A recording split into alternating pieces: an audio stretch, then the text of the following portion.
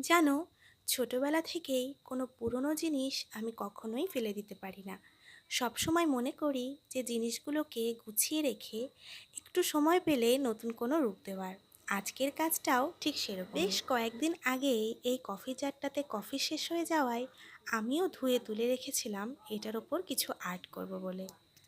তবে জানো তো, কোনো কিছু আর্ট করার আগে আমার সেরকম কোনো ভাবনা চিন্তা করা থাকে না। যখন যেটা মাথায় আসে তখন সেটাই করি। তবে নতুন কিছু ট্রাই করার ইচ্ছা আমার বরাবরই থাকে। তাই আজ নতুন কিছু ট্রাই করব বলে যখনই এটা নিলাম, তখনই এই মধুবনী আর্ট ফর্মটার কথা মাথায় আসলো। তাই ভাবলাম এই মধুবনী পেন্টিংটা আমিও ফার্স্ট টাইম ট্রাই করি আর তোমাদের সাথেও শেয়ার করি। And that's the final painting. কেমন লাগছে অবশ্যই কিন্তু কমেন্ট করে জানিও। জানি অনেকটাই পারফেক্ট হয়নি, তবে এটা ফুলদানি হিসেবে খুবই ভালো লাগবে।